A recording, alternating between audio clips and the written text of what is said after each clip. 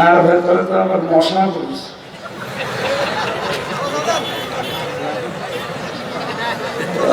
৳৫ চা মশা পড়বে না হাতি পড়বে?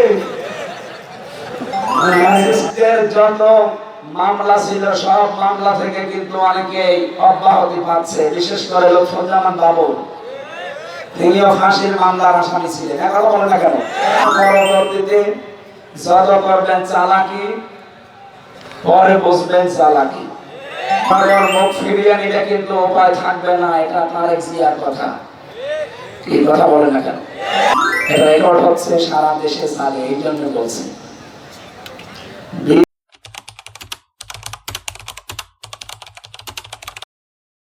বিএনপির নেতাদের থেকে বাম এবং রামদের মতো বক্তব্য জাতি প্রত্যাশা করে না। যদি ঠিক হয় আপনি জবাব দেবেন, কারণ এটা রেকর্ড হচ্ছে। তো বিএনপির নেতাদের থেকে বাম এবং রামদের মতো বক্তব্য জাতি আশা করে না। বিএনপির কিছু নেতা এখন প্রকাশ্য ইসলাম বিরোধী বক্তব্য দিচ্ছে। আমি কয়েকজনের নাম নিয়ে বলতে পারি, কিন্তু নামগুলো নিলাম না। যা শহীদ জিয়ার মন ও মননের সাথে সাংঘর্ষিক, এদেরকে থামাতে হবে। নচেত এদেশের বিএনপি ও ইসলামপন্থী দলগুলো মুখোমুখি হয়ে যাবে।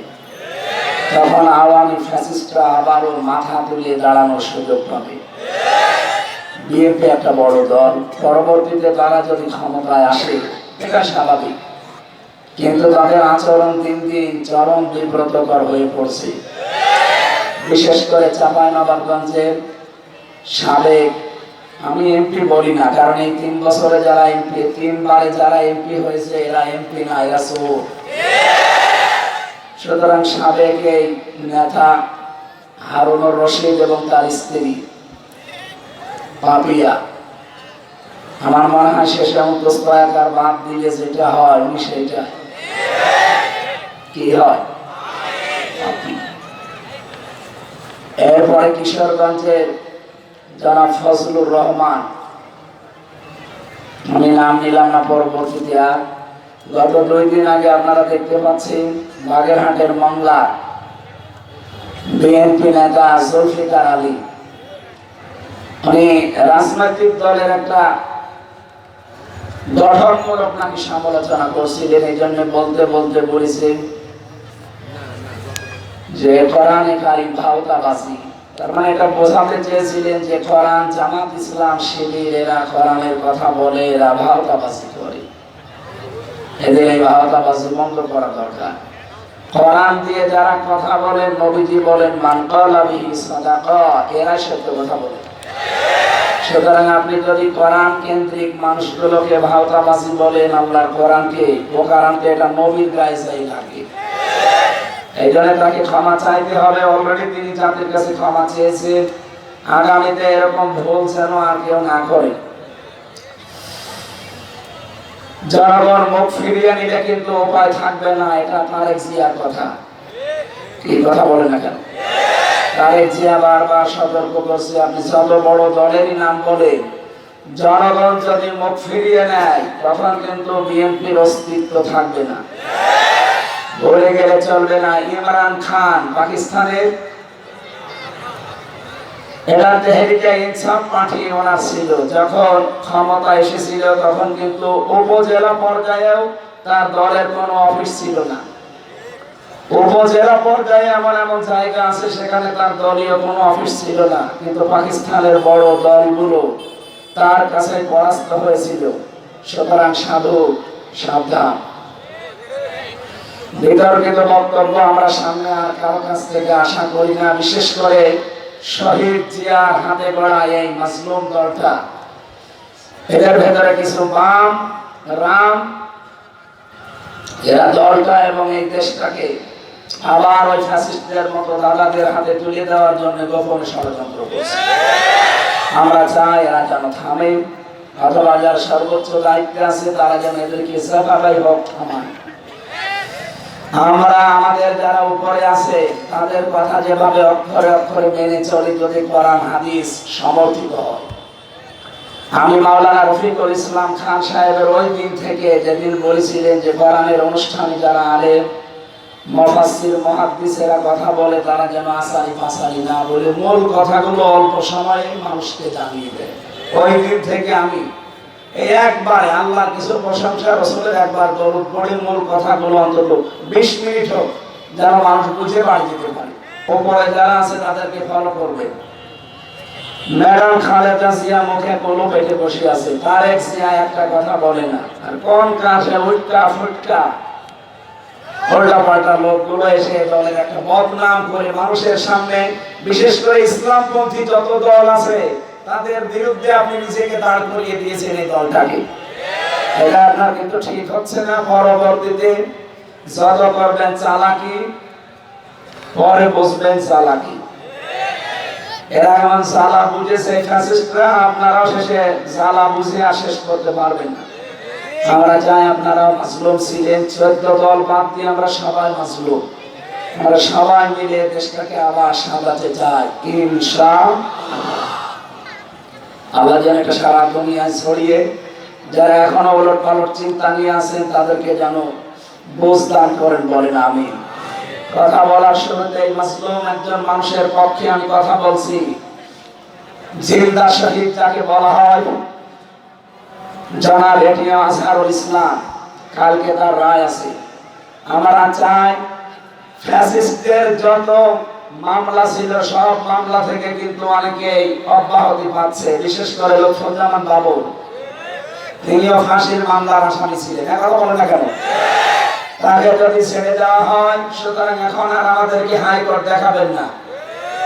এই বাধা কোনো বাধা নেই। আমরা চাই সব বাধা শেষ, কালকে যেন ওনাকে মুক্তি দেওয়া হয়। এটা চান কারা দেখেন? লিল্লাহি তাকবীর।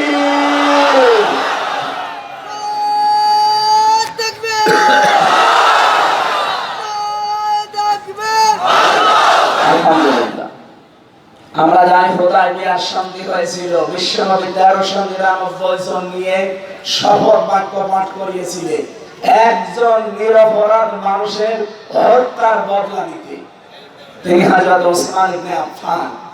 ওরা যখন ঘোষণা দিয়েছে যে ওসমানকে মেরে ফেলা হয়েছে, নবীজি বললেন হজের ইহরাম খুলে ফেলো, রোজা রেখেছো রোজা ভেঙে ফেলো, এই বাবলা গাছের নিচে আমার হাতের উপরে হাত দাও। ইয়াদুল্লাহি ফাওকা আইদিহিম, ওই হাতগুলো আল্লাহর হাতের উপরে ছিল। নবীজি 1399 জনকে বললেন আমার হাতের উপরে হাত লাগাও, এটা আল্লাহর হাতের উপরে হাত লাগানো শামিল। আমি দুইটা ফরজ বিধান এখন অলরেডি লঙ্ঘন করে ফেলেছি, একটা রোজা আর একটা হজ। কেন? একটা নিরপরাধ মানুষকে ওরা মেরে ফেলেছে। এই হত্যার প্রতিশোধ না নিয়ে আমরা কেউ মদিনায় ফেরত যাব না। নবীজি একা যেতে পারতেন, প্রতিশোধ নিতে না। 1399 জনকে তিনি বায়াত গ্রহণ করালেন, শপথ বাক্য পাঠ করালেন এবং নিজে সর্বশেষ নিজের এই বাম হাতটা উপরে তুলে দিলেন। সাহাবীরা বলেন হুজুর এটা কি? নবীজি বলেন এই মাত্র কোরআনের আয়াত নাযিল হয়েছে, লাকাদ রাদিয়াল্লাহু আনিল মুমিনিন ইয ইউবাইউনাকা তাহতা শাজারাতি। আল্লাহ অবশ্যই খুশি হয়ে গেছে, খুশি হবে না। রাদিয়া এটা মাঝি, এটা পাস্ট, এটা অতীতের সিগা। আল্লাহ বলেন আমি রাজি হয়ে গেছি অলরেডি। কাদের উপরে? এই মুমিনদের উপরে যারা আপনার হাতের উপরে হাত দিয়ে গাছের নিচে শপথ বাক্য পাঠ করছে। আমি তাদেরকে 3টা বিষয় দিয়ে দেব।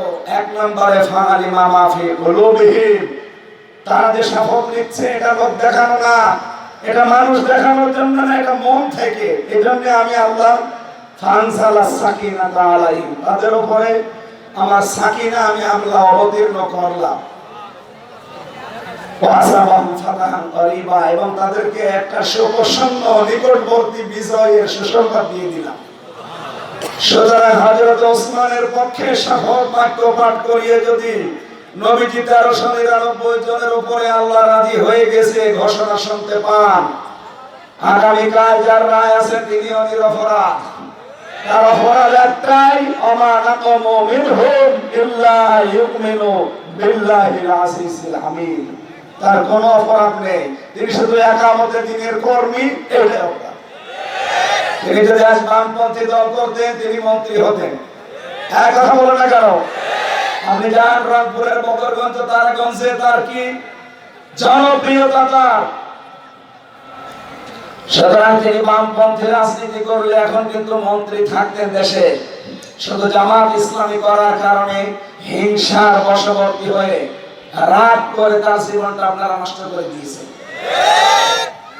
এই জন্য আমরা চাই আগামীকাল নিরপরাধ এই মানুষের পক্ষে 18 কোটি মানুষ আমরা ওই 1399 জনের মতো দাঁড়াতে চাই। ওনাদের উপরে যদি আল্লাহ রাজি থাকে একটা নিরপরাধ মানুষের পক্ষে দাঁড়ানোর কারণে, এটিএম আজহারুল ইসলামের পক্ষে আগামীকাল সারা দেশে যে বিক্ষোভ, যে যেখান থেকে পারেন যদি নেমে যান, আল্লাহর কসম আল্লাহ রাজি হয়ে যাবে ইনশাআল্লাহ। আপনারা রাজি নেই নামতে কাল? এটা রেকর্ড হচ্ছে, সারা দেশে চালাচ্ছে। আমরা চাই কালকে সারা দেশ থেকে 18 কোটি মানুষ যেন জেলা থানা সব জায়গায় এটিএম আজহারুলের মুক্তি চায়। যারা যারা চান এখানে হাত তোলেন, লিল্লাহি তাকবীর। মুক্তি মুক্তি মুক্তি চাই।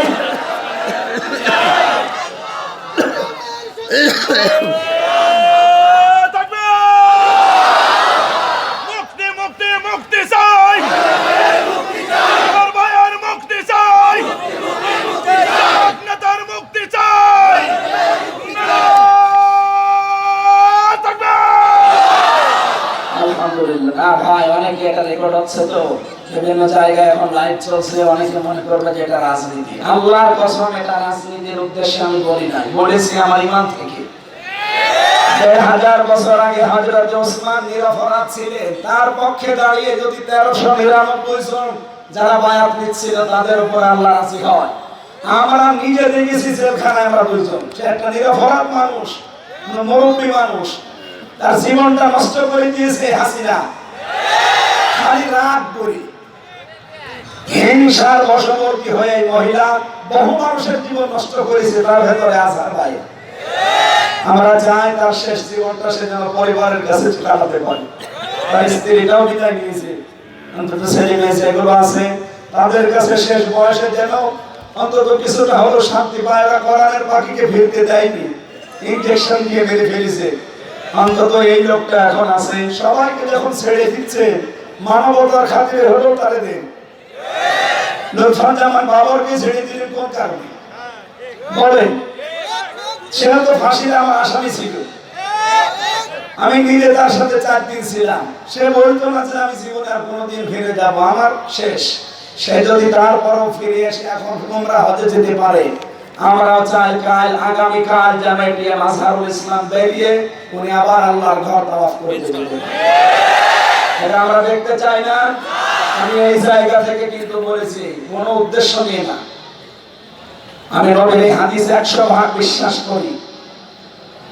সূরা ফাতিহার 18 নম্বর আয়াতটা আমি 100% বিশ্বাস করি। আগামীকাল যারা রাজপথে এটিএম আজহারের জন্য মুক্তির জন্য নামবে, আমার মনে হয় আল্লাহ আপনাদের উপরেও ওই মানুষগুলোর উপর যেমন রাজি হয়েছিলেন রাজি হয়ে যাবে। যেখান থেকে পারি আমরা এই নিরপরাধ মানুষের পক্ষে দাঁড়াবো ইনশাআল্লাহ। এখানে কোনো দলমত নেই, 18 কোটি মানুষ আমরা নামতে চাই। কথা বলেন, কথা বলেন। আল্লাহ যেন আরো সে কবুল করে, আমিন। সম্মানিত সভাপতি আমার আরাফাতের ভাই আলহাজ মাওলানা আব্দুল মালিক, এখানে লেখা আছে আলহাজ আলহাজ্জু ইয়াহদিমু মা কানা ক্বাবলা। নবীজি বলেন যারা হজ করে তাদের পেছনের সব অপরাধ আল্লাহ মাফ করে দেয়। কিন্তু 3টা কথা তারা কাবা শরীফ ঘুরতে ঘুরতে বলে, এই কথাগুলো বাংলাদেশে এসে ঠিক রাখা লাগবে। তারা কাবা ঘর তাওয়াফ করতে বলে ইন্নাল হামদা, যত প্রশংসা এখন থেকে করব আল্লাহ তোমার জন্য। এখানে হামদের আগে আলিফ লাম আছে, এর আগে ইন্না আছে। যারা আরবি গ্রামার বসে এখানে তো বহু আলেম আছে। আল্লাহ ইন্নাও যদি না দিতাম, আলিফ লাম না দিতাম, তাও অর্থ হয়ে যেত বাংলা। কেন আমি নির্ধারিত করে দিলাম? আল্লাহকে আমি শোনাচ্ছি, আল্লাহ আজকে থেকে যতদিন আমি বেঁচে আছি আমি তো মরেই গিয়েছিলাম, কারণ যখন আমি সাদা কাপড় পরলাম ওটা তো সাদা কাপড় না, ওটা কাপড়ের কাপড়। মানুষ মরে গেলে তাকে গোসল দিয়ে সাদা কাপড় পরানো হয়, আর আমি নিজেই মরে গেছি, নিজেই গোসল দিয়েছি। নিজেই কাপড় পরেছি, তার মানে এখন যে কয়েকদিন বেঁচে আছি এটা আমার বোনাস হায়াত। কথা বলে না কেন? এই বোনাস লাইফে সেই কয়েকদিনই আমি আছি, আমি তোমার ছাড়া আর কারো প্রশংসা করব না। 2 নম্বরে নিয়ামতা লাকা, যত নিয়ামত আমাকে দিয়েছো আজকে থেকে সব তোমার জন্য ব্যয় হবে। ক্ষমতা আল্লাহর নিয়ামত। বলেন বলেন, আমি যদি ক্ষমতায় যেতে পারি এই নিয়ামতটা ব্যবহার করবো কার জন্য? আরো জোরে। আমার ব্যক্তিগত স্বার্থে, আমার পারিবারিক স্বার্থে, আমার দলীয় স্বার্থে, আমার গ্রামবাসীর স্বার্থে না, আমি দেখবো এটাকে আল্লাহর স্বার্থ আছে কিনা। এই জন্য হযরত ইউসুফ নবী কিন্তু দায়িত্ব চেয়ে নিয়েছিলেন, ক্বালা জাআলনি আলা খাযাইনিল আরদি ইন্নী হাফিজুন আলীম। হযরত ইউসুফ বলেছিলেন, বাদশাহ আপনি আমাকে বাইতুল মালের যে দায়িত্ব অর্থমন্ত্রীর, এইটা আমার দিন, আমি সংরক্ষণ করতে পারবো এই দায়িত্বটা সুচারুরূপে। সুতরাং বাংলাদেশে ইউসুফ নবীর অনুসারী যারা, ইউসুফ নবীর উত্তরাধিকারী যারা, এই মানুষগুলো যদি এরকম মন্ত্রণালয়গুলো পায়, তারাও যে সংরক্ষণ করতে পারবে তার বাস্তব প্রমাণ পাশের জেলা পাবনার মাওলানা মতিউর রহমান। এই ফরিদপুর জেলার জনাব আলী হাসান মোহাম্মদ মুজাহিদ রহমাতুল্লাহ আলাইহি, তারা 2 জন মিলে 3টি মন্ত্রণালয় চালিয়ে টাকা বেঁচে গেছে, টাকা ফেরত দিয়েছে। পৃথিবীর ইতিহাস তারা পাঠিয়ে দিয়েছে। কথা বলেন না কেন? আর আমরা কি দেখলাম, ভূমি মন্ত্রীর দায়িত্ব পেয়েছিল চট্টগ্রামের একজন, ওই শয়তানের বাড়ি হচ্ছে 630টা, আর মাওলানা নিজামের বাড়ি এখনো পর্যন্ত মাটির বাড়ি, চারিদিকে টিনের, মাটির দেওয়াল, উপরে টিন দেওয়া, অথচ তিনি মন্ত্রী। কি ছিলেন? একটা মেম্বারের বাড়ি 3 তলা হয়ে যায়, আর মন্ত্রীর বাড়ি এখনো মাটির বাড়ি। এর চাইতে আল্লাহর ওলি আপনি কোথায় দেখতে যান? এগুলো জিন্দা থাকলে আল্লাহ জিন্দা ওলি ছিল, মরে গেছে এখন মরা ওলি। মানুষ আল্লাহর ওলি খুঁজতে যায় সিলেটে, আল্লাহর ওলি খুঁজতে যায় চট্টগ্রামে। কে বলেছে আপনাকে? অর্থনৈতিক ভাবে আমার মনে হয়, আমার বিশ্বাস, এই মানুষগুলো ছিল 1 নম্বরে আল্লাহর ওলি। সুতরাং মাওলানা রফিকুল ইসলাম খান এরকম মানুষগুলো যদি দায়িত্ব চেয়েও নেয়, তারা দলীয়করণ, আত্মীয়করণ, গ্রামবাসীকরণ এগুলো করবে না, আমাদের বিশ্বাস। তারা চাইবে ইন্নাল হামদা ওয়ান নি'মাতা লাকা, কারণ উনি হজ করেছে, এই কথা আল্লাহকে শুনিয়েছেন, আমি যত নিয়ামত পাবো এখন থেকে সব তোমার জন্য ব্যয় হবে। সুতরাং আমি যে বেঁচে আছি এটা তোমার নিয়ামত, আমি যে ক্ষমতা পাবো ওইটা তোমার নিয়ামত, সব ব্যয় হবে কার জন্য? 3 নম্বরে বলা লাগে ওয়াল মুলকা লাকা, আমি যদি রাজ্য রাজনীতি করি আল্লাহ তোমার জন্য করব। এই 3টা কথা বলার পরে আল্লাহ ডাক দেয় শেষে বিদায় তাওয়াফ করার সময়, ওই রফিক এদিকে আয়। সর্বশেষ কথা বলে বাংলাদেশে যা লা শারিকা লাকা লাব্বাইক, শেষ কথা এটা বলা লাগে, আল্লাহ আমি চলে যাচ্ছি, তোমার আমি গ্যারান্টি দিয়ে গেলাম আমি কিন্তু মুশরিক না, আমি শিরিক করব না জীবনে, আর চাই করি শিরিক করব না। সুবহানাল্লাহ বলতে পারেন না? এই 3টা কথার উপরে যারা টিকে থাকতে পারে, বিশ্বনবী তাদের জন্য জানিয়েছেন আল হাজ্জু ইয়াহদিমু মা কানা ক্বাবলা, ওর পেছনে একটা গুনাহ আল্লাহ রাখে না, সব মাফ করে দেয়। এই যে সবে বরাত চলে গেল, সামনে সবে কদর আসতেছে, আল্লাহ সবাইকে মাফ করে দেয় পৃথিবীতে, শুধু 2 শ্রেণীর মানুষ বাদ দিয়ে। 1 নম্বরে যারা মুশরিক, যারা শিরক করে। 2 নম্বরে যে মানুষগুলো হিংসুক, যারা বিদ্বেষ রাখে। আর এই 2টা গুণ বাংলাদেশে বেশি।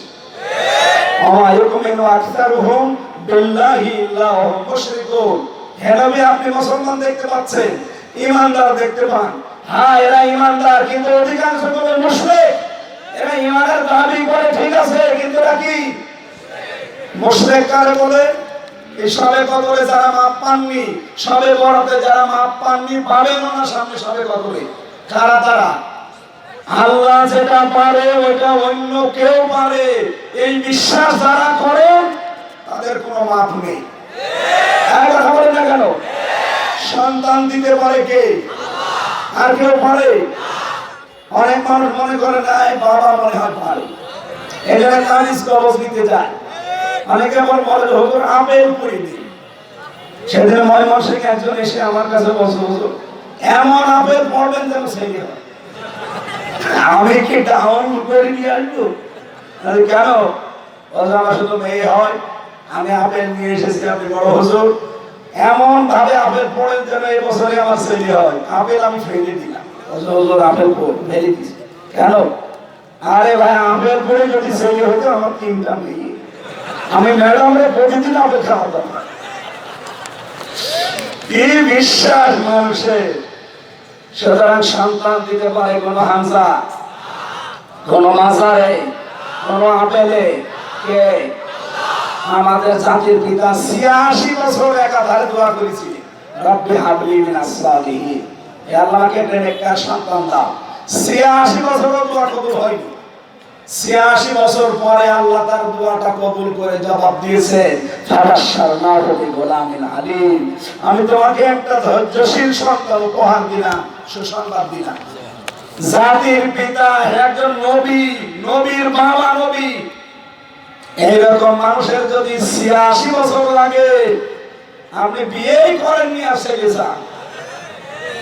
সুতরাং আশা করা বাদ দেন, আল্লাহ যেটা পারে ওটা অন্য কেউ পারে না। সুতরাং সন্তান কে দিতে পারে? 2 নম্বরে আলা লাহুল খালকু ওয়াল আমরু, সৃষ্টি যার, আইন চলবে। আরো জোরে বলেন, সৃষ্টি যার, আইন চলবে। এ বাংলাদেশ বানিয়েছেন কে? এখানে আইন চলবে কার? সুতরাং আল্লাহর আইন বাদ দিয়ে যারা নিজেদের বানানো আইন, স্বামীর আইন, দাদার আইন, বাবার আইন, অন্য আইন যারা এখানে কায়েম করতে চান, আপনি মুশরিক। কোন হুজুর নিয়ে আসেন, আমি একেবারে টাটকা কাটছাট কথা বলছি। যারা আল্লাহর আইন বাদ দিয়ে এখানে অন্য কোন আইন প্রতিষ্ঠা করতে চান, সে যে দলের নামেই হোক, আপনি কিন্তু মুশরিক।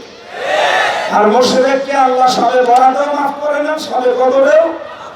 সুতরাং এখনই আপনি পাল্টান। আল্লাহর আইন বাদ দিয়ে কোন আইনের পেছনে আপনি আর থাকতে পারবেন না, তাহলে আপনার নামাজ রোজা সব মাঠে মারা যাবে। কারণ ইন্নাল্লাহা লা ইয়াগফিরু আন ইউশরাকা বিহি ওয়া ইয়াগফিরু মা দুনা যালিকা লিমান ইয়াশা। আল্লাহ বলেন সব মাফ করে দেব, শুধু শিরক বাদ দিয়ে। এটা যে শিরক, এখানে আর কোনো সন্দেহ আছে? সুতরাং আল্লাহর আইনের বিরুদ্ধে যারা আছেন, যে দলের লোক হন, ভাই আমার কোনো ভয় নেই। যারা আল্লাহর আইনে দেশে কায়েম করতে চায় না, সে যদি ফেরেশতা দল নেয়, তাও সে মুশরিক। সুতরাং আপনাকে আমি বাঁচানোর জন্য বলছি, আপনি ভুল পথে আছেন। এটা রেকর্ড হয়ে সারা দেশে যাচ্ছে। যার কানে যাচ্ছে, সে যদি এটা শোনার পরে গুরুত্ব না দেয়, ও মুশরিক হয়ে মরবে। আমার তো বলার দায়িত্ব আমি বলে দিলাম, আপনার চিন্তা ভাবনার দায়িত্ব ছিল, আপনি করলেন না কেন? আমি চিন্তা করতে পারেননি যে আলা লাহুল খালকু ওয়াল আমরু, এটাকে আমার বানানো আয়াত। সূরা আরাফের 54 নম্বর আয়াত। আল্লাহ বলেন সৃষ্টি যার, আইন চলবে। ইনিল হুকমু ইল্লা লিল্লাহ, সূরা ইউসুফ 40 নম্বর আয়াতের মাঝের অংশে আছে। হুকুম দেওয়ার একচ্ছত্র মালিকানা কার? সুতরাং এই দেশে কোনো বাবার হুকুম আর চলবে না, কোনো স্বামীর হুকুম চলবে না, কোনো চাচার হুকুম চলবে না। এখানে আইন চলবে, হুকুম চলবে একমাত্র কার? এর পক্ষে যারা আছে তাদের আল্লাহ মাফ করবে, এর বিপক্ষে যারা আছে তারা মুশরিক। এই সবে বরাতে মাফ পায়নি, সবে কদরও মাফ পাবে। এর ভেতরে আর কোনো ভেজাল আছে? এরপরেও যদি কেউ না বোঝার ভান করে থাকেন, এদিকে আসেন। এমন জোরে কানের নিচে 2টা দেবো, সব বুঝে থাকবে। এত কিছু বলার পরও বলে, হুজুর আমি বুঝি না, আপনি কি করলে বুঝবেন বলেন? সুতরাং যিনি আজকের সভাপতি, আমার আরাফাতের ভাই, আল্লাহ যেন তাকে ওই 3টা কথা কাবা শরীফ সামনে নিয়ে যেটা বলেছিলেন ওটা ঠিক রাখার তৌফিক দেন, বলেন আমিন। মাহফিলের সহ সভাপতি অনেক মানুষের নাম দিয়েছেন। প্রধান অতিথি সহকারী সেক্রেটারি জেনারেল বাংলাদেশ জামাত ইসলামী, সাবেক কেন্দ্রীয় সভাপতি বাংলাদেশ ইসলামী ছাত্র শিবির এবং নির্বাচিত সিনেট সদস্য রাজশাহী বিশ্ববিদ্যালয় সিরাজগঞ্জ উল্লাপাড়ার কৃতি সন্তান, আমাদের অভিভাবক শ্রদ্ধাভাজন বড় ভাই আলহাজ মাওলানা রফিকুল ইসলাম খান দামাত বারকাত মোহাম্মদ আলিয়া, যত মানুষের নাম দিয়েছে আমি একবার দোয়া করি নাকি? হ্যাঁ করি, কারণ আমার গলায় বাঁচে না তো।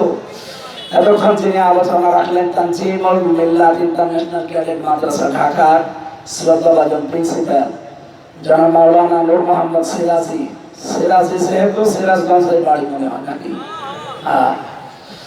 আলোচনা রেখেছেন হাফেজ কারি মাওলানা নূর নবী হোসেন জিহাদি। আমার আগে যিনি কথা বললেন মাওলানা হোসেন মাহফুজ সহ অন্যান্য ওলামা ইকরাম, মঞ্চে বসা সম্মানিত ব্যক্তিবর্গ, আমি যার মাধ্যমে আজকে এখানে এসেছি এই দাওয়াতটা নিয়েছিলাম অ্যাডভোকেট মিঠু ভাইয়ের মাধ্যমে। আপনাদের এলাকায় বাড়ি মনে হয়, কোথায় বাড়ি? সাথীরা, শ্বশুর বাড়ি এখানে জামাই আপনাদের। সামনে বসে আমার প্রাণ প্রিয় মুসলমান ভাইরা, পর্দার আড়ালে সম্মানিত মা এবং বোনেরা, যেহেতু খান সাহেব বলছিলেন এই এলাকাকে আমরা মদিনা হিসাবে জানি, আল্লাহ যেন মদিনার মতোই বানিয়ে দেন।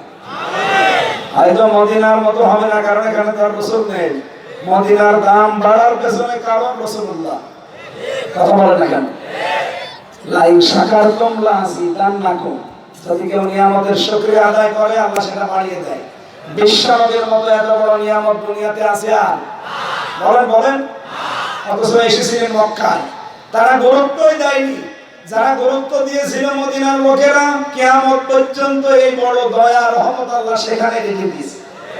এই যে আমরা যারা হজে যাই, মদিনায় কিন্তু কোনো কাজ নেই, হজ সব মক্কায় যা আছে এখানে করলে হজ শেষ। কিন্তু মদিনায় যাওয়া লাগে কেন? লক্ষ লক্ষ হাজী সাহেবরা মদিনায় অন্তত 8 দিনে 40 ওয়াক্ত নামাজ মসজিদে নববীতে পড়ে, একটাই কারণ সেখানে রাসূলুল্লাহ আছে। এই জন্য আমাদের নিয়ামতের কদর করা লাগবে। সামনে যেহেতু একটা নিয়ামত আল্লাহ আমাদের দিতে যাচ্ছে, যত ষড়যন্ত্র হচ্ছিল সব ষড়যন্ত্র কিন্তু আল্লাহ নিজে নষ্ট করে দিচ্ছে।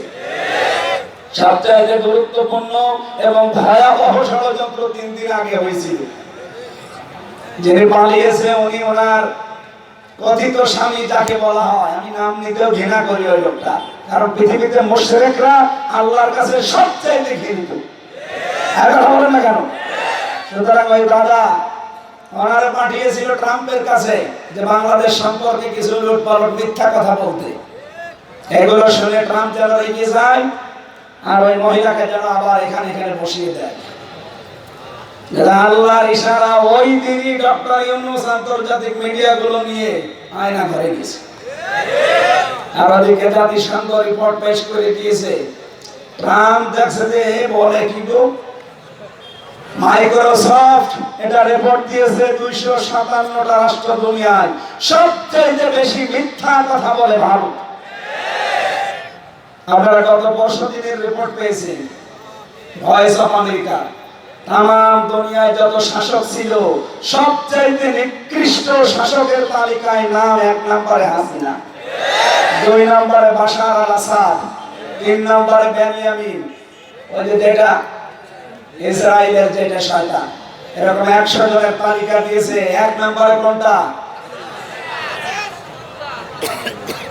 সুতরাং আল্লাহ আমাদেরকে বাঁচিয়েছেন। ট্রাম্প শেষ পর্যন্ত ঝাড়ি দিয়ে বলেছে বাংলাদেশ আর হাসিনা নিয়ে আমার কাছে কোনো কথা বলবেন না, ওটা আপনাদের ব্যাপার, আপনারা মিটাবেন। অনেকে আশা করেছিল যে অনেক কিছু খাবো, ওদের মারা ভাতে লবণ দিয়েছে। এই জন্য আল্লাহ যেহেতু নিজে মোকাবেলা করছেন, দেশটার সামনে আমরা দেখতে পাচ্ছি ইসলামের জয় জয়কার ভাব। আপনারা জানেন বাংলাদেশে সব ইসলামপন্থীরা প্রায় এক হয়ে গেছে। তারা বলতে চাচ্ছে সামনে আমরা ইসলামের একটা বাক্স দিতে চাই। এতদিন আমাদের ব্যবহার করে অনেকে ক্ষমতায় গিয়ে আমাদেরকে জেলে ঢুকিয়েছে। এবার আমরা আর অত পাগল শামসুদ্দিন না, কি কথা বলেন না কেন? এবার সামনে আমরা নিজেরা সবাই মিলে ইসলামের একটা করে বাক্স দেব। আমরা চাই কোরআনের 500 আইন যেন বাংলার সংসদে কায়েম হয়ে যায়। আগে আমরা জানতাম এই দেশে 100 জনের 15 জন মানুষ ইসলাম কায়েমের পক্ষে ছিল, এখন 100 জনের 66 জন মানুষ চাচ্ছে এই দেশে ইসলাম কায়েম হোক। আপনি আর কিছুদিন যেতে দেন, মাত্র 6 মাস 11 দিন চলছে, আর 6 মাস যেতে দেন, এদেশে 100 জনের 100 জন মানুষ বলবে আমরা ইসলাম এদেশে কায়েম চাই। এইটা আমরা সামনে এই চর্মচোখে দেখতে চাই না। আল্লাহ যেন তৌফিক দেন দেখার, বলেন আমিন। দলমত নির্বিশেষে আমরা যেহেতু এসেছি কোরআন শুনতে, ওই কোরআন থেকে সূরা ফাতিরের 5 নম্বর আয়াত পড়েছি। আমার আজকের আলোচনার বিষয় শয়তানের বন্ধু কারা। শয়তানও কিন্তু বন্ধু বানায়। এই পৃথিবীতে 10 প্রকার নবীর উম্মতের ভেতরে অন্য জাতিবাদ, এইদিকে তাকান, ইহুদি, খ্রিস্টান, মুশরিক, মাজুসি, বৌদ্ধ যারা আছে সব বাদ। শুধু নবীর উম্মত আমরা দাবি করি যারা, তাদের ভেতরে 10 প্রকার মানুষকে শয়তান বন্ধু হিসাবে গ্রহণ করে। কয় প্রকার? আরো জোরে। এখন আপনি মিলাবেন যে আপনি এই 10 প্রকারের কোন প্রকারে আছেন কিনা। যদি থাকেন আজকে তওবা করে বাড়ি যাওয়া লাগবে, নাকি শেষ করে দেব? দরুদ আর সালাম নবীজির উপরে পাঠ করার মাধ্যমে আমরা আরম্ভ করছি সূরা ফাতির। কোন সূরা? 45টা আয়াত আছে, মাত্র একটা আয়াত পড়েছি, 5 নাম্বার আয়াত। জবান খুলে আগে শয়তানের ওয়াসওয়াসা থেকে আশ্রয় চেয়ে বলেন আউযু বিল্লাহ।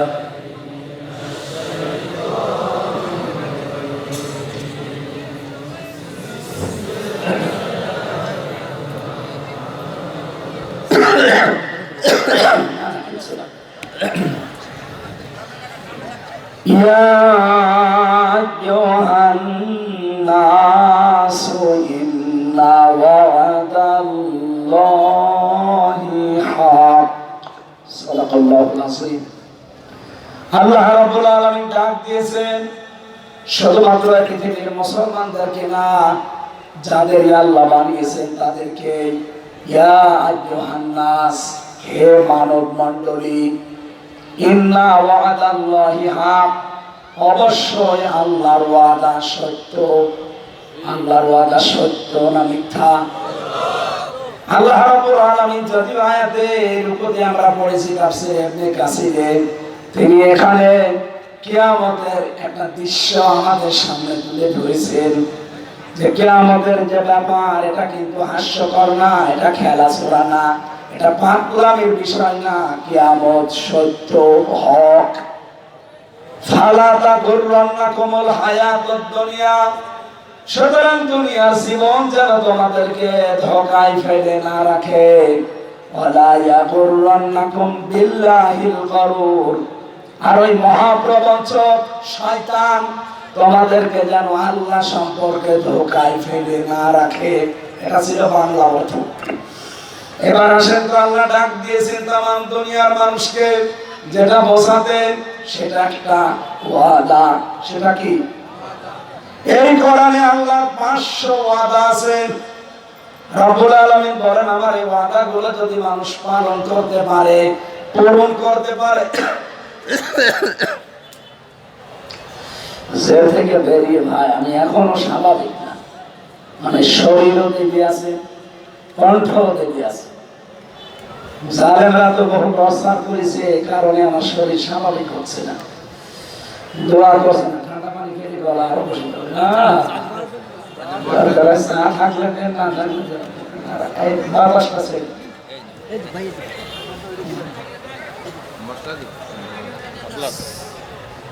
আর ভেতরে তো আবার মশা করিস।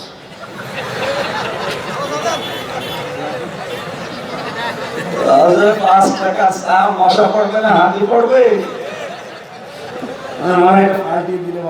আচ্ছা তুমি আরেকটা দিবে, এই গরম থাকলে দিই।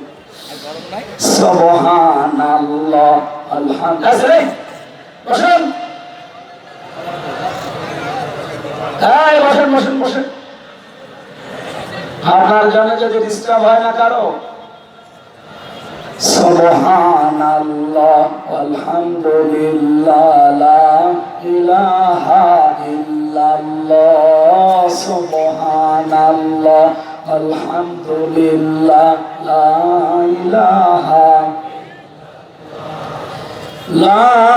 ইলাহা ইল্লাল্লাহ, মুহাম্মাদুর রাসূল।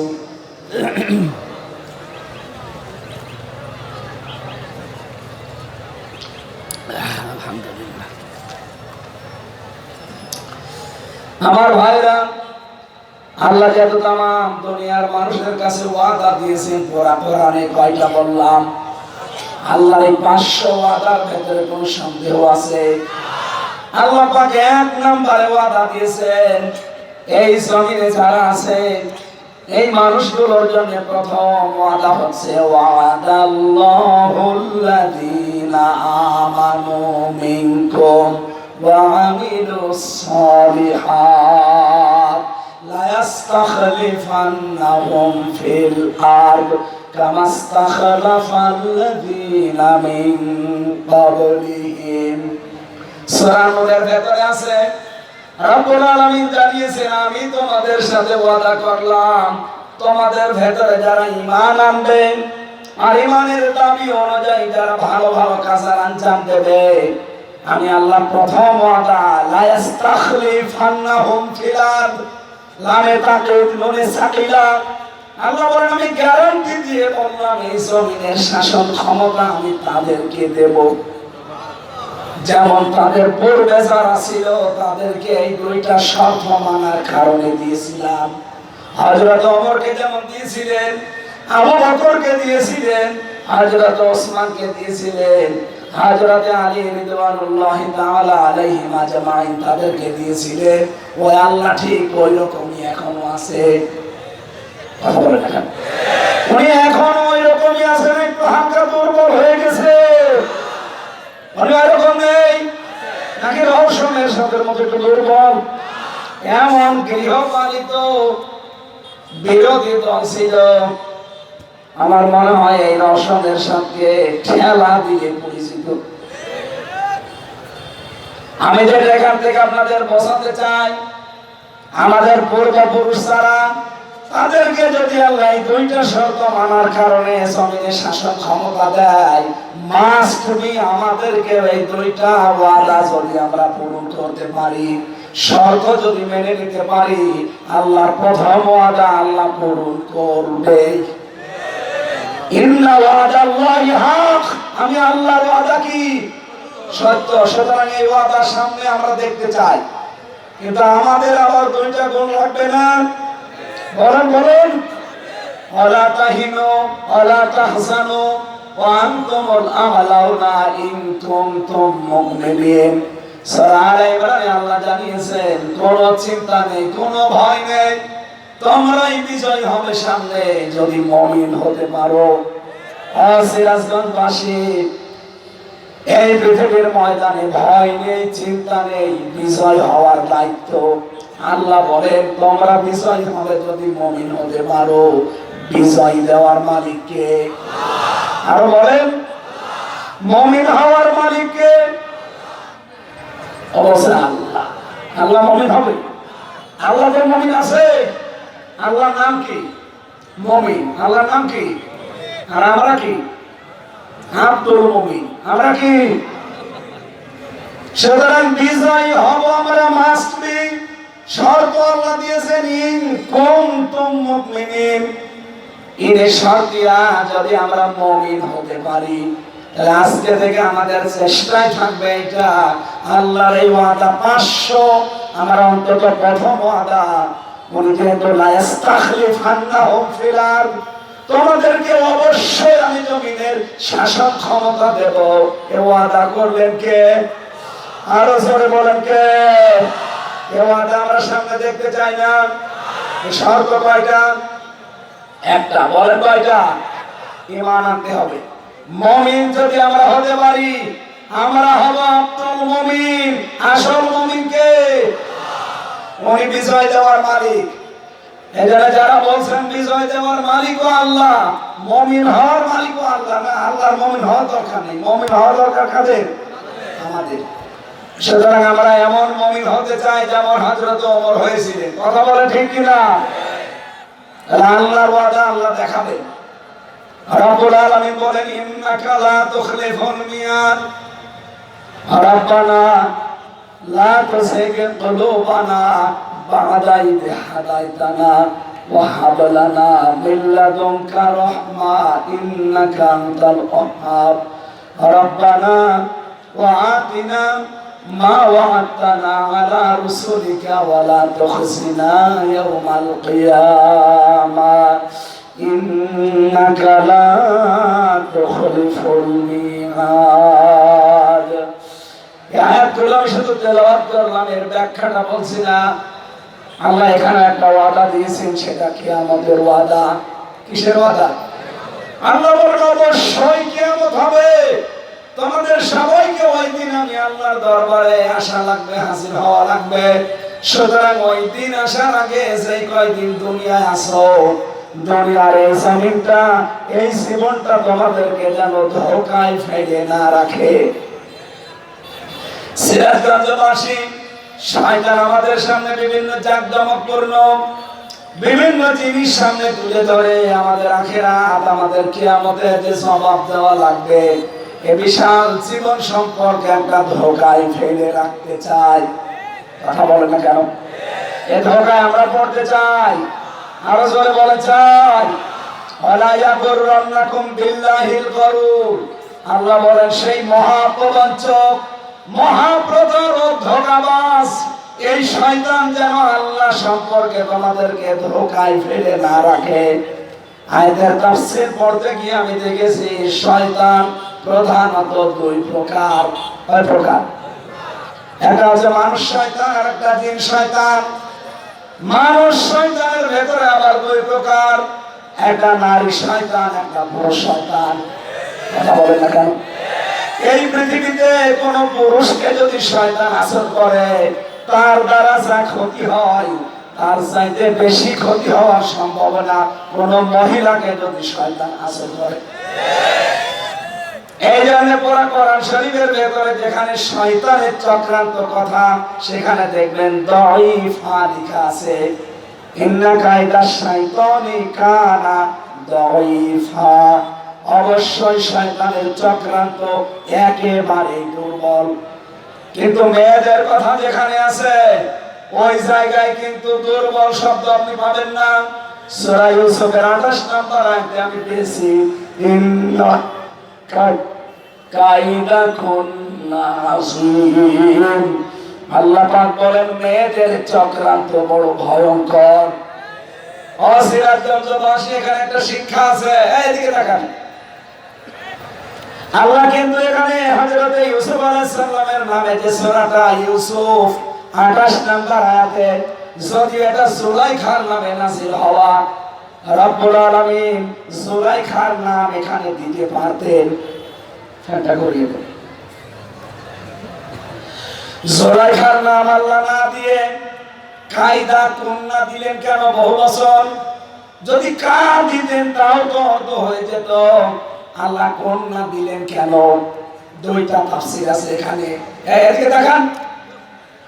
প্রথম তাফসীর হচ্ছে আল্লাহ কান্না দিয়ে কন্যা দিয়েছেন এই কারণে শুধুমাত্র পৃথিবীতে সুলাইখা একা না, এরকম বহু সুলাইখা আসলে যুগে আসবে।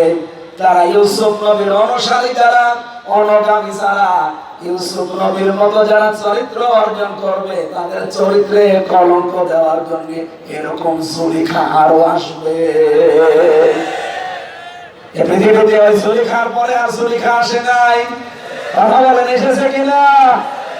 আমাদের দেশে একজন তার উত্তরসূরি ছিল, উনি হযরত ইউসুফকে ধর্ষণের মামলা দিয়েছিল।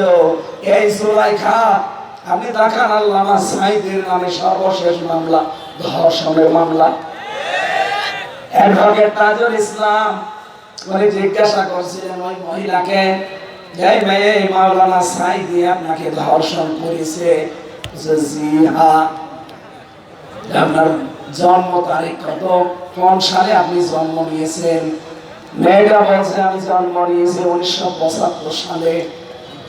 ধর্ষণ করেছে কত সালে? বলছে 1971-এ। অ্যাডভোকেট তাজুল ইসলাম ওই তিনি বলেছিলেন, মাননীয় আদালত এই পয়েন্টটা লিখে রাখেন, জন্ম 75-এ, ধর্ষিত হয়েছে 71-এ, এটাকে রুহের জগতে। ওই দিন মামলা ডিসমিস হয়ে যাওয়ার কথা না? বলেন বলেন। পুরাটা তো সাজানো, ট্রাইব্যুনালও সাজানো, বিচারপতি সাজানো, আসামিগুলো সাজানো, সাক্ষীগুলো সাজানো।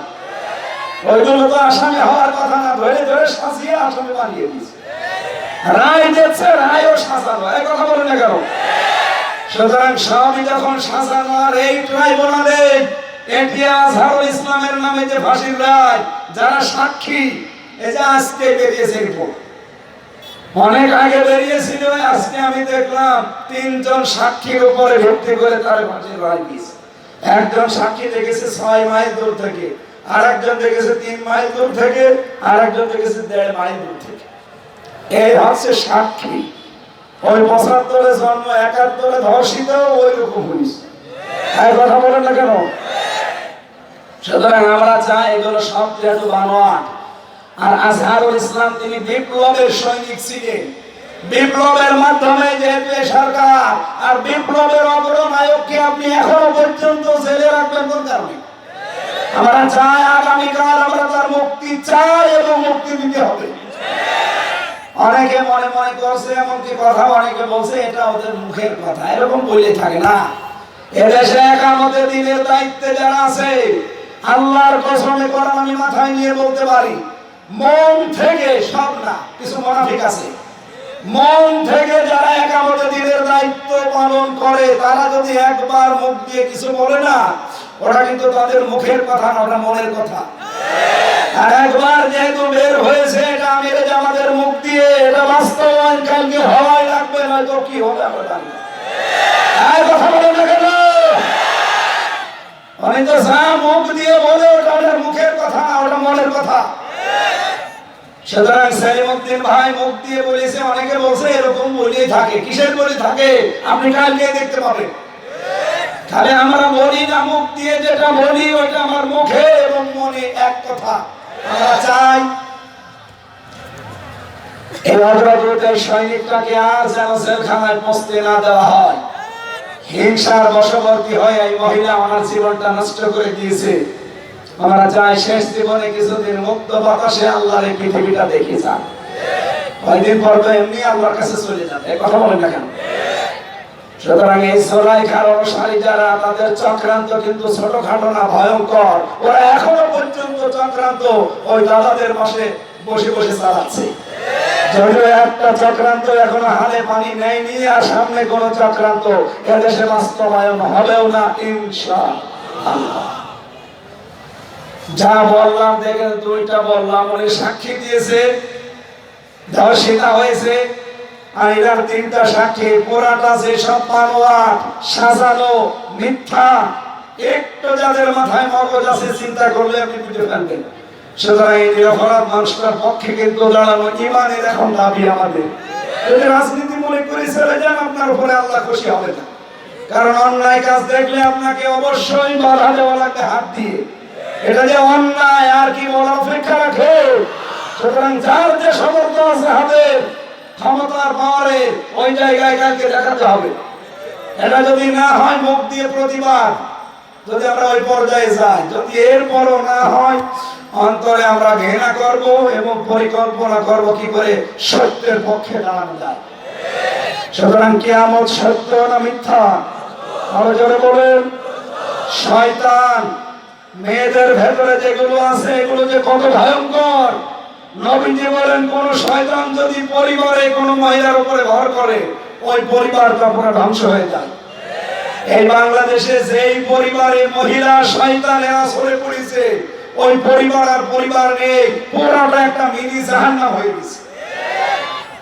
দেখতে উপরে মনে হয় ভালো, না ভালো নেই। আজ হাজারো পুত্রবধূ বসে আছে বিভিন্ন মহিলা প্যান্ডেলে, শয়তান আক্রান্ত করেছে। না তো নিজের মা বাবাকে যেই নজরে দেখেন, শ্বশুর শাশুড়িকে আপনি ওই নজরে দেখতে পারেন না। কোন কারণে? এটা শয়তানের একটা চক্রান্ত। এই কথা বলে না কেন? অনেকে মনে করে আমি নামাজ পড়ি, রোজা রাখি, কালো বোরকা পরি, আমি জান্নাত পাবো না। কে পাবে? কে বলেছে আপনি?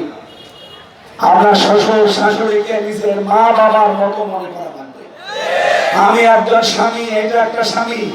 যত স্বামী আছে এখানে এবং সারা পৃথিবীতে যত স্বামী আছে, সব স্বামীর পক্ষ নিয়ে আমি আজকে বলছি, কোন স্ত্রী যদি তার স্বামীর মন পেতে চায়, আল্লাহর কসম তার স্বামীর মা বাবাকে নিজের মা বাবার মতো মনে করা লাগবে। জীবনও স্বামীর মন আপনি পাবেন না। হ্যাঁ, উপরে উপরে আপনাকে ভালোবাসতে পারে, কিন্তু ভেতরে ভেতরে সে মানসিক রোগী হয়ে যাবে। এরকম মানসিক রোগী সিরাজগঞ্জে নেই।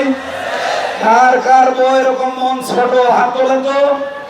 এই, তবে হাত তোলা ঠিক না, এটা রেকর্ড হচ্ছে। সমাজরা মা বোনেরা, বহু স্বামী কিন্তু হাত তুলে ফেলেছে। আশা করছি আপনি আচরণ সামনে আর করবেন না। আপনার শ্বশুর শাশুড়ি হবে আপনার কাছে আপনার মা বাবার মতো। আমি কয়েকদিন আগে নীলফামারী গিয়েছিলাম, যে দেখে একটা বৃদ্ধাশ্রম, এই করে 25 জন মা, এই করে 25 জন বাবা বসে আছে, চোখ দিয়ে টলমল করে পানি পড়ছে। আমি দুইজনের সাথে কথা বললাম, একজন বলছে আমার ছেলে ডিসি, আর একজন বলছে আমার ছেলে আমেরিকায় থাকে। আপনারা 25 বছর আমরা পড়ে আছি, ছেলে মাঝে মাঝে টাকা পাঠায়, আমার বউ মা শুধু জ্ঞান জ্ঞান করে আর বলিস ওই মুড়ি যদি বাড়ি থাকে তোমার ভাত আমি খাবো না। বাধ্য হয়ে ছেলে আমার ডিসি আমার রেখে গেছে এখানে। আমি চিন্তা করতে পারিনি সিরাজগঞ্জ পুরা জেলা ছাড়া একটা ডিসি, সেই ডিসির মা এখন পড়ে আছে বৃদ্ধাশ্রমে 2 দিন 3 দিন না 3 বছর। এই পুত্রবধূর ছোট মনের কারণে। বাড়িতে থাকলে কি হতো, সে শেষ বয়সে একটু নাতি নাত করে একটু আনন্দে থাকতে চায়, এখন বলেন না কেন? বৃদ্ধাশ্রমে যারা আছে তারাই কিন্তু এটা চায়, খুব বেশি তাদের চাহিদা নেই। কিন্তু এই পুত্রবধূদের ছোট মনের কারণে আজ হাজারো সন্তান মা বাবাকে হয় আলাদা করে দেয়, নাই বৃদ্ধাশ্রমে রেখে আসে, নাই বড় ছেলের আন্ডারে দিয়ে দেয়। নেন, অথচ এই মার পেটে 8টা 10টা 15 20টা সন্তান জায়গা হয়েছে, আর এই 20টা সন্তানের বাড়িতেও মায়ের জায়গা হয় না, 7 দিন শুধু পালাপালি করে খাওয়ায়। আমি মানুষ, আরো তো মাকে নিয়ে কাড়াকাড়ি করা দরকার। নবীজি জানিয়েছে যে মায়ের পেছনে খরচ করে, ওটা খরচ না, ওটা সাদকা। কোন বউ যদি চায় যে আমার স্বামী আরো বেশি দিন বেঁচে থাক, আমার স্বামীর সম্মান মর্যাদা টাকা পয়সা আরো বেশি দিন বেড়ে যাক, সেই বউ যেন স্বামীকে বলে স্বামী তুমি যাই করো, রক্তের সম্পর্কগুলো ঠিক রাখো। একটা মানুষের সাথে সবচেয়ে বেশি রক্তের সম্পর্ক তার মা বাবা, আর সেই মা বাবাকে আপনি দেখতে পারেন না। সম্মানিত পুত্রবধূ যারা আছেন, সম্মানিত মা এবং বোনেরা, হয়তো মন খারাপ হচ্ছে যে হুজুর যেন জীবনের এলাকায় না আসে, আমার আসার দরকার নেই, কিন্তু আপনি নিজেকে সংশোধন করেন। সত্যি কথা বলছি, আপনি স্বামীর মন জীবনেও পাবেন না। হ্যাঁ, উপরে উপরে সংসার করার জন্য ছেলে মেয়ে হয়ে গেছে, এখন মন থেকে কি করা যাবে একটু মেনে নেয়, কিন্তু মা বাবাকে যে কষ্ট আপনি দিচ্ছেন। হ্যাঁ, অনেক মা বাবা এরকম আছে, এটা মা বাবা না, এটা ডাইনি। নিজের মেয়ে দোষ করলে মাফ করে দেয়, কাজ না জানলে কাজ শিখিয়ে দেয়। আর অন্যের একটা মেয়ে এসেছে, কিছু হলে আগে ছেলের কানে কানে তুলে দেয়। এইরকম ডাইনি মা দেশে নেই। এই মহিলা ব্যান্ডের এরকম ডাইনি মহিলা কারা আছে? হাত তোলো তো। তুলেছে, হাত তুলেছে না? শাশুড়ি যারা বসে আছেন, শুধু নামাজ পড়ে রোজা রেখে কালো বোরকা পরে জান্নাতে যেতে পারবেন না। মাস্টলি আপনাকে ওই মেয়েটাকে নিজের মেয়ের মতো মনে করা লাগবে। আমরা তো চাই পরিবারটা একটা মিনি জান্নাত হয়ে যাক, এই কথা বলে না কেন? কিন্তু শয়তান যেহেতু মেয়েদেরকে আসর করে, আর শয়তান কোন মহিলাকে যদি একবার ধরে, ও কি জিন শয়তান থাকে না ভয়ঙ্কর শয়তান হয়ে যায়? পরিবারটা নষ্ট হয়, সমাজ নষ্ট হয়, আর রাষ্ট্রের প্রধান ছিল রাষ্ট্রটা নষ্ট করে ফেলেছে। এই জন্য নবীজি জানিয়েছেন, ওই জাতি কখনো সফল হতে পারে না সেই জাতির নেতৃত্বে কোনো মহিলা আছে। আজ 54 বছর আমরা আর সফল হতে পারি না, আমার মনে হয় এই কারণে, কারণ নবীর কথা মিথ্যা হবে না। এখানে আগামী থেকে ক্ষমতার চেয়ারে কোনো মহিলা বসতে পারবে না। এটা আপনারা চান না? এটা রেকর্ড হয়। কারা কারা চান দেখি? লিল্লাহি তাকবীর।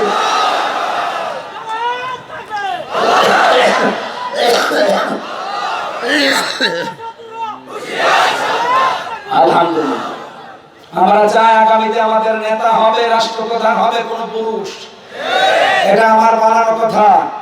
সূরা নিসা 34 নম্বর আয়াত, আর রিজালু কাওয়ামুনা আলান নিসা। পুরুষ মানুষ হবে নেতা, মেয়েরা হবে তার আজ্ঞাবহ।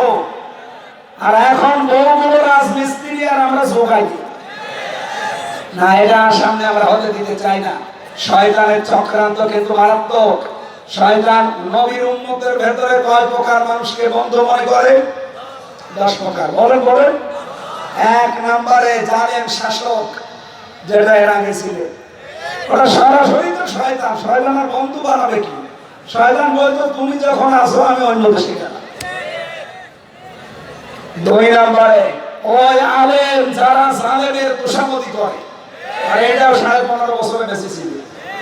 3 নম্বরে ওই সমস্ত ধনী মানুষ যারা টাকা পয়সা কামাইয়ের ক্ষেত্রে কোনো বাজ বিচার করে না, বাবা শাহজালাল সব হালাল, এরকম ছিল না 15 বছরে। 4 নম্বরে যে মানুষগুলো খাদ্যে ভেজাল, এই যে খাদ্যে ফরমালিন যারা দেয়, বিষ দেয়, ভেজাল দেয়, এরা বোকারান্তে মানুষকে হত্যা করার সামিল। আমার মনে হয় সামনে এরকম মানুষ ধরা পড়ে গেলে এদের আর মাঝে রাখা ঠিক না। এরা তো মানুষ না, এরা কি শয়তানের বন্ধু? বলেন বলেন, শয়তানের। খাদ্যে ভেজাল দেওয়া, খাদ্যে ফরমালিন দেওয়া, ঔষধ দেওয়া, এটা বন্ধ করা লাগবে। যদি কোনোটা ধরা পড়ে ওই রকম খাদ্য নিয়ে, ওই রকম ফল, ওর মেয়েকে ওর বউকে খাওয়াবে, দেখ কেমন লাগে। এইটা খেয়ে আমার বউ আমার মেয়ে হার্ট অ্যাটাক করে কলিজা নষ্ট হয়ে ভেতরে সব অসুস্থ হয়ে মরে যাবে, আর তুমি ওই টাকা নিয়ে আরামে খাবে না। ওইটা ধরা পড়লে ওরে দিয়ে খাওয়ানো লাগবে। এখানে খাদ্যে ভেজাল যারা দিচ্ছেন, ঔষধ মিশাচ্ছেন যারা, তারা কিন্তু আর মানুষ এখন আর নেই। আপনি শয়তানের অলরেডি বন্ধ হয়ে গেছে। আমরা তাফসীর থেকে যে একটু তুলেছি, মন মতো তো বলতে পারবো না, তাফসীর থেকে শোনাচ্ছি। 10 প্রকার মানুষের নাম বললাম না? প্রথম নাম্বার কি?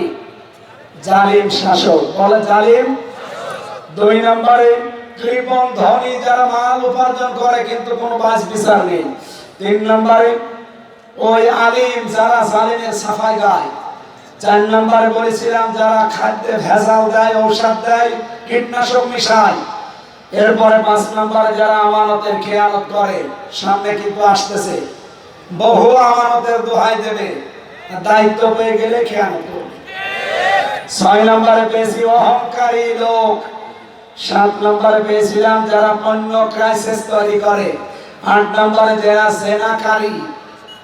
এই পৃথিবীতে একটা দেশ, আমি নাম নিলাম না, ওরা পণ্য ওয়েবসাইট তৈরি করেছে নারী পুরুষকে উলঙ্গ করে, এই যুগল দৃশ্যগুলো তাম দুনিয়ায় দেখিয়ে পণ্য প্রোডাক্ট বানিয়েছে, এটা ইন্ডাস্ট্রি বানিয়েছে। এই মানব জাতির জন্য এই অপরাধটা দুনিয়া যে কত বড় মারাত্মক, পৃথিবী এখন ধ্বংস হয়ে যাচ্ছে এই অপরাধটার কারণে।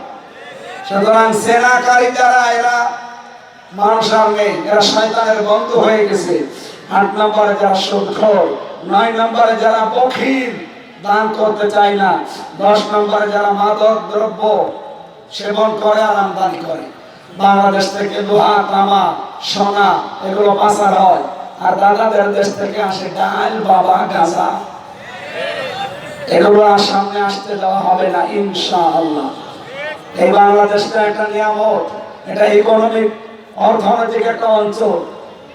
আমাদের সামনে যে বিশাল সমুদ্র পড়ে আছে, এই সমুদ্রগুলো, এই 7 সিস্টার, বিশেষ করে এই যে পাশে 2টা রাষ্ট্র নেপাল আর ভুটান, এদের দেশে কিন্তু সাগর নেই, পাহাড় আছে। ওরা ব্যবসা বাণিজ্য করতে হলে এই সাগর ব্যবহার করা লাগবে, বিশেষ করে 7 সিস্টারে। আমরা চাই সবাই মিলে ব্যবসা করে এই সাগর থেকে সবাই লাভবান হব। এই দেশটা আল্লাহ এমন ভাবে আমাদের আয়ত্তে দিয়েছেন, এমন একটা নিয়ামত হিসাবে দিয়েছেন, যদি আমরা সঠিকভাবে সামনে ব্যবহার করতে পারি, 18 কোটি মানুষ 18 কোটি জনসম্পদে পরিণত হয়ে এই দেশ থেকেও চীন দেশের মতো আস্তে আস্তে আমরা উন্নত হতে পারি। আল্লাহ সেই তৌফিক সামনে আমাদের দেখার সুযোগ করে দেন, বলেন আমিন। আমার লিখিত বই আছে, জেলখানায় কিছু লিখেছিলাম, বাইরে এসে পরবর্তীতে করেছি, ওই গাড়ি থেকে নিয়েছি, কয়টা আছে। আল্লাহুম্মা আমিন। লা ইলাহা ইল্লা আনতা সুবহানাকা ইন্নী কুনতু মিনাজ জালিমিন। আল্লাহ, আমার কণ্ঠটা বসে গেছে, কথা বলতে কষ্ট হচ্ছে, এজন্য আমরা শেষ করে দিলাম। যতটুকুই বলেছি আমল করার তৌফিক দাও। নবীর উম্মতের ভেতরে যে 10 প্রকার মানুষ শয়তানের বন্ধু, আল্লাহ আমাদেরকে তুমি এই 10 প্রকার থেকে রক্ষা করো। এ মাহফিলের আয়োজন যারা করেছে, শোনার জন্য যারা এসেছে, সবাইকে তুমি কোরআনের জন্য হযরত ওমরের মতো কবুল করে নাও। এ বিশাল আয়োজনে যারা আঞ্জাম দিলে এদেরকে মাফ করে দাও। এলাকায় যত মানুষ কবরে আছে জান্নাতুল ফেরদাউস তৈরি করে দাও। তোমার যে 500 ওয়াদা দিয়েছে কোরআনে, প্রথম ওয়াদা তুমি ঈমান আর আমল যাদের আছে তাদেরকে রাষ্ট্রীয় ক্ষমতা দিতে চাও। আল্লাহ সামনে তুমি এই দৃশ্য আমাদেরকে দেখার সুযোগ করে দাও। মা বোনদেরকে পর্দায় থাকার তৌফিক দাও। আগামীর এই দেশটা তুমি কোরআনের হাতে তুলে দাও। 56,000 বর্গ মাইল তোমার কালাম দিয়ে চলছে, এটা যেন দেখে মরতে পারি সুযোগ করে দাও। মাওলানা রফিকুল ইসলাম খান, মাওলানা নূর মোহাম্মদ সিরাজি, অ্যাডভোকেট মিঠু ভাই সহ যত আলেম ওলামা এসেছে আমাদেরকে মঞ্জুর করে দাও। যত মানুষ দায়িত্ব পালন করেছে মাহফিলে, আল্লাহ এই স্বেচ্ছাসেবক ভাই এবং বোনদেরকে তুমি মঞ্জুর করে নাও। আমার কণ্ঠটা তুমি আগের মতো আবার ফিরিয়ে দাও। আলহামদুলিল্লাহি রাব্বিল আলামিন। লা ইলাহা ইল্লাল্লাহু মুহাম্মাদুর রাসূলুল্লাহ। আসসালামু